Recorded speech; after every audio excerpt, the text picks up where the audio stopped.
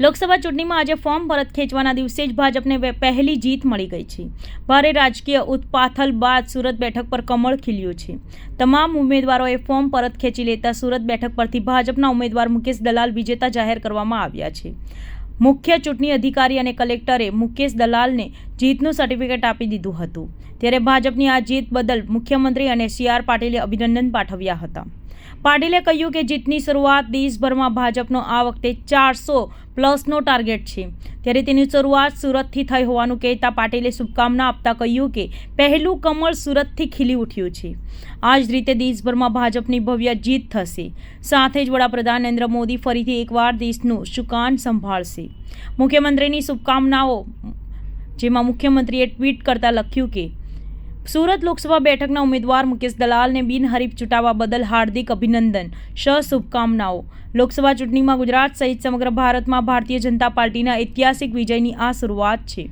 ગુજરાતમાં તમામ 26 બેઠક પર ભાજપના પ્રચંડ વિજય સાથે કમળ ખીલવાનો અને માનનીય મોદીજીના નેતૃત્વમાં અબ કી બાર 400 પારનો સંકલ્પ સાકાર થવાનો અસ્પષ્ટ સંકેત છે।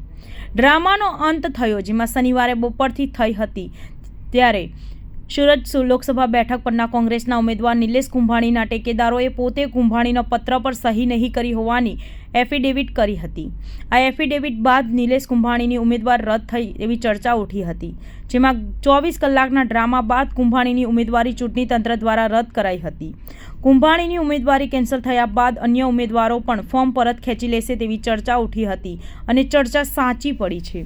मैं आदरणीय वडाप्रधान जी नरेंद्र मोदी साहब और आदरणीय हमारे प्रदेश प्रमुख श्री CR पाटिल साहब का और हमारे अमित भाई शाह साहब, JP नड्डा साहब, भूपेंद्र पटेल साहब का मैं आभारी हूँ कि इन्होंने मुझ पर विश्वास करके मेरा चयन किया और आज मैं निर्विवाद मैं मेरी चुनाव में मेरी विक्टरी जाहिर की। वो विपक्ष की बात पुरानी है, ये काफ़ी पुरानी हो चुकी है। जब अपनी इच्छा मुजब काम होता है तब लोकतंत्र की हत्या नहीं होती है, और जब अपना इच्छा के विरुद्ध काम होता है तब लोकतंत्र की हत्या हो जाती है। ये तो बहुत पुराना किस्सा है विपक्ष का, कांग्रेस का।